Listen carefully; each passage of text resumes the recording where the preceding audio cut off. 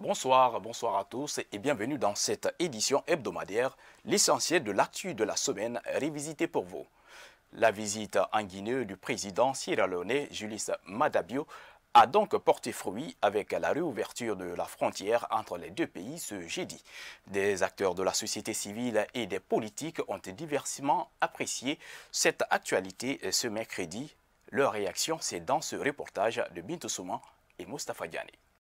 Longtemps attendue par les Guinéens et Léonais, la libre circulation des personnes et de leurs biens entre la Guinée et la Sierra Leone sera effective à partir de ce jeudi. Une annonce qui réjouit ces acteurs politiques et de la société civile. Un soulagement que cette frontière est enfin réouverte, puisque sa fermeture brutale et unilatérale par la Guinée a posé énormément de problèmes qui ont révélé toute l'interconnexion, l'interdépendance entre les économies des deux pays. La Sierra Leone, c'est un pays qui n'a quasiment pas un grand port, donc beaucoup de leurs marchandises transitent par le port guinéen. Et il y a plusieurs PME guinéennes qui sont là, qui travaillent avec des commerçants sierra-léonais. Donc tous ces flux économiques étaient bloqués tous dans les faillites. Donc aujourd'hui, voir cet accord signé, c'est un ouf de soulagement. Abdourahmane Bellaba pense qu'il est bien possible de négocier la réouverture des autres frontières voisines fermées au niveau du Sénégal et de la Guinée-Bissau. On espère que dans le temps aussi, qu'entre la Guinée et le Sénégal, entre la Guinée et la Guinée-Bissau, que le même schéma pourrait être en vue. Aujourd'hui, il y a plus d'une centaine de camions qui sont bloqués du côté de la frontière sénégalaise vers la Guinée. Mais ce déblocage entre les deux pays a été qualifié de non-événement par le président du Goa, Chérif Mohamed Abdallah. Ce député appelle à une prise de conscience. Les commerçants, les transporteurs doivent savoir qu'on ne peut pas être à la fois un soldat affiché, ouvert d'un parti politique et en même temps faire les affaires. Il faudra choisir. Et donc, il faudra que les hommes d'affaires, les transporteurs, les commerçants sachent que s'ils veulent efficacement défendre leurs affaires, eh bien, leurs activités, il faut qu'ils les dissocient de leur propre engagement militaire, leur engagement politique. Pour bon nombre d'observateurs, les États devraient mettre de côté leur intérêt égoïste pour s'occuper du développement de leurs États, ce qui permettrait aux populations de profiter de l'intégration sous-régionale. La situation politique guinéenne actuelle présente une image déplorable. Les leaders de l'opposition restent divisés après la présidentielle du 18 octobre dernier. Notre reporter a rencontré ce lundi un commissaire de la CENI qui s'est exprimé sur la question. On fait le point avec Ibrahima Souribari. La crise politique reste tendue en Guinée. Pas de dialogue et les positions des leaders politiques de l'opposition sont sans concession vis-à-vis du régime. Une réalité depuis des années que ce commissaire de la CENI dénonce. La division de l'opposition guinéenne a commencé avec l'instauration de la démocratie libérale. Parce que rappelez-vous bien que le général Lansana Conté avait opté pour le bipartisme qui permettait de regrouper tous les Guinéens soit dans A ou dans B. On n'avait que deux possibilités de partis politiques. Les mêmes acteurs n'ont pas tenu compte de la configuration sociologique de la Guinée. Ils ont opté pour le multipartisme. Ce qui revient à dire les partis ont été basés à cause du multipartisme sur l'ethnocentrisme et l'ethnostratégie. Selon ce politicien, depuis la prise du pouvoir par Alpha Condé, l'opposition a toujours été à sa merci. Il flétrit aussi les divergences au sein de cette opposition. Dans la pratique, l'opposition n'a jamais été unie. L'opposition n'a jamais présenté un seul candidat. Donc, dire que l'opposition est divisée aujourd'hui, c'est vraiment vouloir oublier le passé historique de la Guinée. Cette opposition, ce qui la caractérise davantage, c'est la désunion. Après avoir obtenu son troisième mandat, Alpha Condé s'active à détruire son opposition.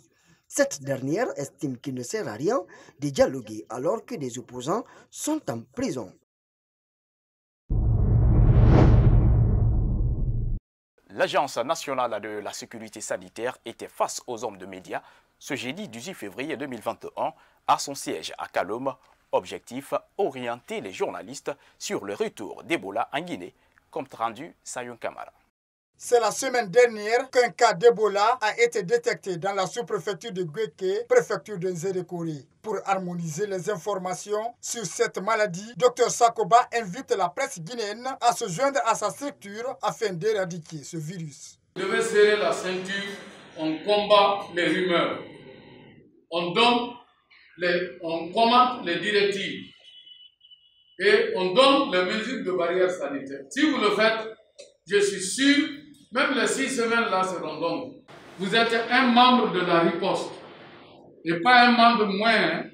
Pour moi, vous êtes les attaquants de la riposte. Parce que vos paroles vont plus vite que nous, nos équipes. Donc, en tant qu'attaquant de pointe, vous devez veiller à donner la bonne information. Depuis quelques jours, des informations sur la date d'expiration du vaccin contre Ebola et l'arrivée de nouveaux font la une de l'actualité nationale. Le directeur de l'Agence nationale de sécurité sanitaire apporte des précisions. Comme j'ai annoncé 11 500, pour toi c'est peu. Et par rapport à 50 000, donc je vous ai dit que ça va venir par tranche. Maintenant, n'oubliez pas que le problème de vol est très difficile, sinon ça devait arriver depuis hier. Mais ils n'ont pas pu trouver l'avion pour ça, parce que c'est des vaccins qui aiment le froid. Lui aussi, il se conserve à moins 80 degrés. Pour le moment, la durée de vie du vaccin Ebola, on ne se préoccupe pas tellement pour ça, parce qu'il n'y a pas encore des études pour savoir si tu es vacciné, si ça dure 5 ans, 10 ans ou 20 ans. Mais ce qui est sûr, ça peut arrêter la transmission dans une localité. Les chercheurs ne nous ont pas encore publié. Le lavage des mains, le respect de la distanciation sociale, la déclaration des cas de décès suspects sont des mesures préventives annoncées par l'Agence nationale de sécurité sanitaire. Elle annonce le démarrage de la vaccination contre Ebola le lundi prochain. Les avocats des détenus politiques sont interdits pour le moment de rendre visite à leurs clients à la maison centrale de Conakry. L'un d'entre eux a été refoulé mardi. Il est revenu sur cette actualité. Suivez. La situation des prisonniers politiques à la maison centrale de Conakry devient préoccupante. Après avoir été privés des visites de leurs familles et proches, ils n'ont plus désormais droit à la visite de leurs avocats. Cette décision a été mise en exécution mardi quand un membre du collectif s'est vu empêché d'accéder à la maison centrale. Maître Alseni Aïssata Bari déplore cette décision. Ce comportement, vraiment, je le dénonce et je le condamne. Pourquoi? Parce que nous assistons à une tombée vertigineuse de notre pays, dans l'ignorance, dans la violation des droits de nos clients, quelque chose qui n'est jamais vu. C'est regrettable qu'après plus de 60 ans d'indépendance, qu'on recule encore, qu'on ne fait que reculer. Dans les prochains jours, le barreau de Guinée réagira face à cette situation. Des décisions fermes pourraient être prises par l'institution pour freiner cette action. Il appartiendra au barreau de Guinée, membre du conseil de l'ordre, monsieur le bâtonnier, et à l'ensemble des avocats de prendre une décision. Ça, c'est pas moi seul, bien que je ne suis victime, mais c'est pas à moi seul de prendre une telle décision. Nous allons nous retrouver bien naturellement et prendre la décision qui sied. Récemment, les avocats des détenus politiques ont suspendu leur participation à cette procédure. D'après Maître Alseni Aïssata Bari, cette décision a été prise en commun accord avec leurs clients. Le procès en appel pour la réouverture du siège et QG du parti UFDG s'est tenu ce jeudi 18 février à la cour d'appel de Conakry. Après des heures de débat entre les partis, le jugement du dossier a été renvoyé pour le 4 mars prochain. Alpha Omar Diallo, reportage. Fermé depuis le 20 octobre, soit 2 jours après l'élection présidentielle, le siège du parti UFDG et son QG restent toujours fermés. Dernièrement, les avocats du parti avaient interjeté appel suite à un jugement rendu par le tribunal de Dixine. La partie civile estime que le siège ne mérite pas d'être réouvert. Il ne faut pas passer par 1000 chemins. L'UFDG ne peut pas obtenir l'ouverture de ses locaux. À partir de 20 octobre 2020, suite à la déclaration de M. Mamadou Cellou Dalein Diallo, qu'il a remporté les élections, la Guinée a connu une situation insurrectionnelle. Pour la défense, le siège de son client est injustement fermé. Après des débats avec le président de la Cour d'appel de Conakry, aucune preuve n'a été présentée. Les avocats de l'UFDG estiment que le droit sera dit le 4 mars prochain. Nous avons expliqué au juge du référé que c'est sur la base de la force seulement, sans le droit, qu'ils sont allés fermer, d'abord, s'accaparer du contenu du bureau de l'UFDG, ensuite occuper et le bureau et le siège par les agents de force de défense et de sécurité. Nous pensons que nous avons l'espoir que le juge de référé pourra aisément, sans crainte ni rien, dire le droit est le droit. Au lendemain de l'autoproclamation de Cellou Dalein comme victorieux de la présidentielle du 18 octobre, le siège du parti a été assiégé par des agents de force de l'ordre.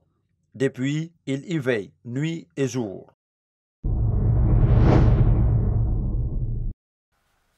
Les opérations de déguerpissement des emprises des voies publiques de Conakry se sont poursuivies ce mercredi à la SIG Madina. À la grande surprise des occupants de ces lieux, le bulldozer est passé en action en démolissant des boutiques et magasins.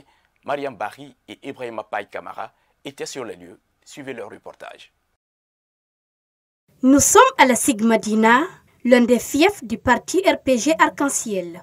Bon nombre de citoyens de cette localité pensaient qu'ils allaient échapper à l'opération de déguerpissement des emprises de la capitale engagée par l'État. Mais ce mercredi, ils ont été surpris de voir un bulldozer passer à l'action sous l'œil impuissant des propriétaires des magasins et boutiques. Et on nous avait dit de s'apprêter qu'ils viendront pour déguerpir.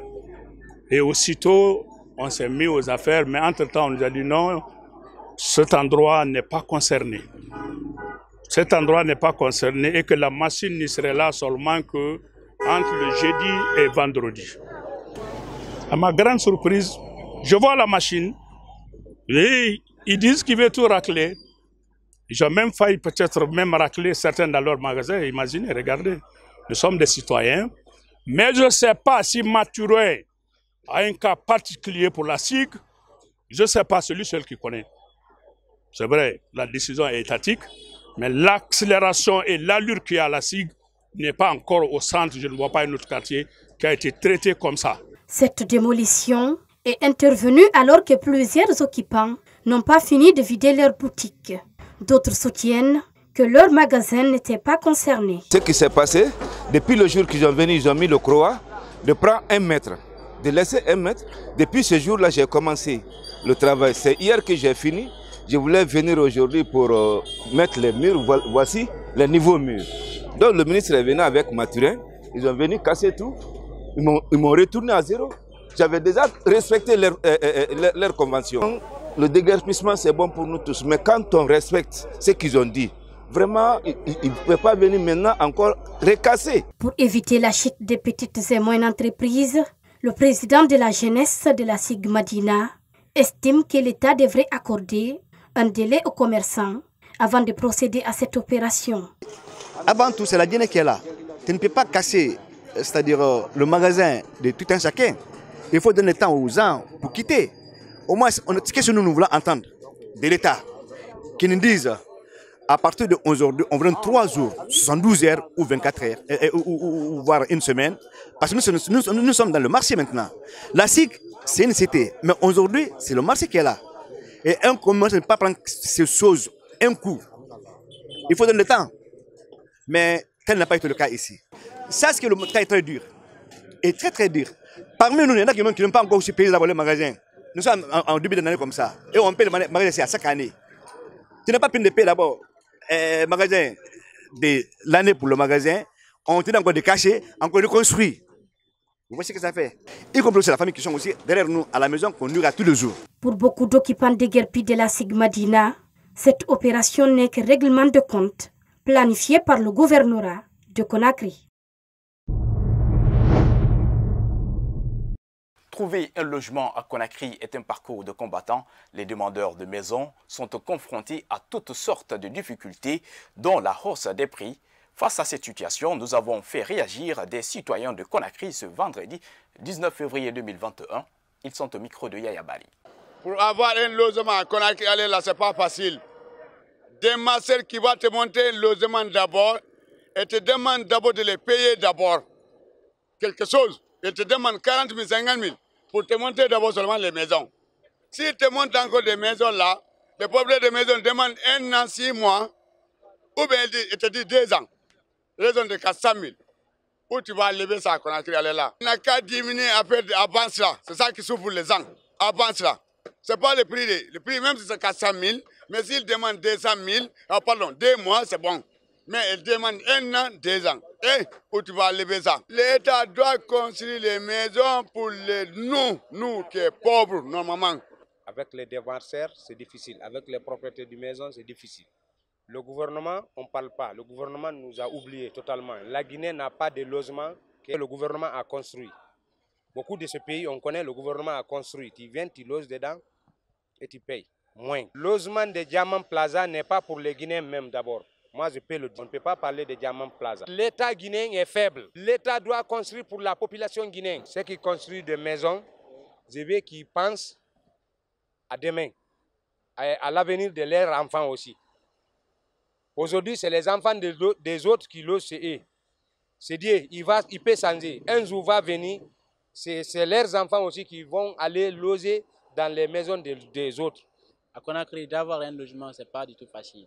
Parce que d'abord, quand vous trouvez des concessionnaires, ils vont vous demander, si tu veux par exemple une chambre, on te demande une avance de, d'1 an, de 2 ans, voire même de 3 ans. Les démarcheurs aussi, ils participent, c'est-à-dire à rendre les loyers très chers. Ouais, ils font partie. La construction anarchique sur le littoral persiste dans la ville de Conakry. Le lac du quartier Cameroun est aujourd'hui menacé de disparition à cause de la réalisation d'un projet de construction d'immeubles. C'est un reportage de Ibrahima Souribari. C'est dans le contexte où l'État procède à des déguerpissements des voies publiques de Conakry que des entreprises cherchent à remplacer le petit lac de la Kamayenne en vue d'y construire des immeubles, ce qui pourrait provoquer les inondations des habitations à l'alentour. Ce lac, lieu de loisirs, est fortement menacé de disparaître à cause des projets de construction en cours. Le travail qu'ils sont en train de faire, il faudrait que ça soit bien fait. Mais s'il n'y a pas de caniveau en bas, finalement, ça sera de la catastrophe. Ce n'est pas une bonne chose, parce qu'il y aura des conséquences après. Repousser de l'eau de mer, ça a des conséquences à l'avenir. Pour la réalisation de ce projet, des hommes proches de hautes personnalités de l'État sont cités. Le directeur du patrimoine bâti public est également pointé du doigt. Beaucoup voient derrière ces constructions un moyen de blanchir de l'argent de la drogue. Surtout qu'actuellement, la Guinée est secouée par une affaire de trafic de drogue. Ça, vraiment, ça nous fatigue parce que même la clientèle se plaint. Il n'y a plus de vent. On est là maintenant, les gens ne viennent plus maintenant là. Parce que tout ça là, ça fatigue. Ils n'ont qu'à arrêter. Nous, on a parlé jusqu'à fatiguer. Mais personne, à un moment donné, ils avaient arrêté. Mais ça fait 2 semaines qu'ils ne travaillent pas. Maintenant qu'ils ont commencé encore. Malgré l'opposition des riverains, le chantier avance à grands pas sur le lac de la Kamayenne. Selon des citoyens rencontrés sur place, le remblage en cours pourrait boucher les caniveaux qui transportent des eaux usées. Actuellement, tous les journalistes qui s'aventurent dans les parages sont menacés. En réalisant ce reportage, nous avons eu maille à partir avec des gendarmes qui ont voulu nous empêcher de faire notre travail. Ils ont reçu des ordres venant de l'homme qui gère ce projet. Les chrétiens ont entamé la période du carême depuis le 17 février dernier. Ce vendredi, une de nos équipes a rencontré le père Apollinaire Cissé Collier dans une église de la place. Il est revenu sur cette période d'abstinence de 40 jours. Yaye Oumobari et Alassane Souma. Le carême chrétien, ce sont 40 jours de pénitence. Cet homme d'église revient sur cette période. Il s'agit d'une démarche de conversion fondamentalement. Et ça rappelle d'ailleurs, en partant de l'historique, ça rappelle la sortie des Hébreux d'Égypte pour venir en Israël, la terre promise, qui est une terre donc de liberté, où ils ne sont plus esclaves, ils ne sont plus soumis aux corvées, ils ne sont plus soumis à l'esclavage d'Égypte, ils sont libres. Sur le plan symbolique, pour nous, c'est quitter l'esclavage du péché pour venir dans la liberté des enfants de Dieu. Ensuite, ça nous rappelle également les 40 jours et 40 nuits de jeûne du Christ, qui avant de commencer sa mission d'évangélisation et de guérison des hommes, a donc fait 40 jours et 40 nuits de proximité avec son Père, dans la prière, dans le jeûne et dans vraiment la résistance aux tentations du démon. Comme toute autre adoration, cet acte religieux obéit à des principes. Le jeûne est là pour montrer que l'homme est capable de maîtriser son corps, de maîtriser ses sens, de maîtriser sa bouche, de maîtriser ses yeux, de maîtriser ses oreilles et de dire c'est moi qui décide de voir ceci, de manger cela, de résister à ceci et je le fais. Donc c'est le sens profond du carême. Cette fidèle soutient avoir bien débuté son jeûne. Elle appelle les autres à la paix. C'était bien débuté. Oui, j'ai recommencé avec l'autre fidèle parce que à carême, on va prier. Carême, on va prier. On va rendre grâce à Dieu, on va prier, mois de carême, on va s'aimer. Le carême de cette année se déroule en Guinée dans un contexte économique et sanitaire difficile. Après le carême, c'est le ramadan qui pointe à l'horizon. Pour les fidèles musulmans, courant avril prochain.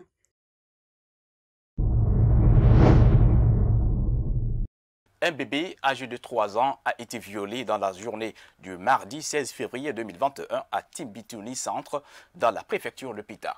Un membre du club des jeunes filles leaders de Guinée dénonce ce phénomène qui est devenu récurrent en Moyenne-Guinée. Cependant, elle interpelle l'État à durcir le ton. Suivez. Âgée de seulement 3 ans, Aïssata Ba est morte après avoir été violée à Pita par un homme âgé de plus de 40 ans. Le club des jeunes filles leaders de Guinée dénonce cet acte criminel perpétré à l'endroit d'un bébé innocent. C'est quand même pitoyable, ça rend furieux de comprendre ou de savoir que jusqu'à présent, malgré tout ce qui est en train d'être fait dans le sens de la protection des filles en Guinée, notamment sur les questions d'agression sexuelle, les gens continuent quand même à aller vers ces problèmes de viol. C'est quand même pitoyable en fait et très très difficile à comprendre qu'on soit là jusqu'à présent en termes de non-évolution des cas de viol en Guinée. L'auteur présumé de ce crime se nomme Alseni. Il se trouve actuellement dans les mains des autorités locales. Kadiatou Konaté rassure que justice sera faite dans ce dossier. Alors, ce qui est primordial dans cette action, c'est d'abord mettre main sur le présumé auteur et ensuite le violeur même, c'est pas le présumé auteur, et ensuite faire son jugement, ce qui a été fait, et parce qu'il a été déféré à la gendarmerie nationale de protection des personnes vulnérables qui est à Pita. Donc, ils vont s'assurer pour le circuit et faire en sorte que jugement soit fait. Cet activiste invite l'État à durcir la loi contre les auteurs du viol. Il faudrait qu'on continue, comme actuellement on le voit déjà, à punir les violeurs. Ces derniers temps, on voit combien de fois les violeurs sont punis et tout en République de Guinée, à 10 ans de réclusion criminelle, 5 ans de réclusion criminelle, 7 ans de réclusion criminelle. Donc on demande à l'État de continuer à punir ces violeurs. Au cours de l'année 2020, l'Office de protection du genre, de l'enfance et des mœurs au PROGEM a dévoilé ses statistiques sur les cas de viol et d'autres pratiques assimilées aux violences basées sur le genre. Au total, il y a eu 374 cas enregistrés dans les 33 préfectures et la zone spéciale de Conakry.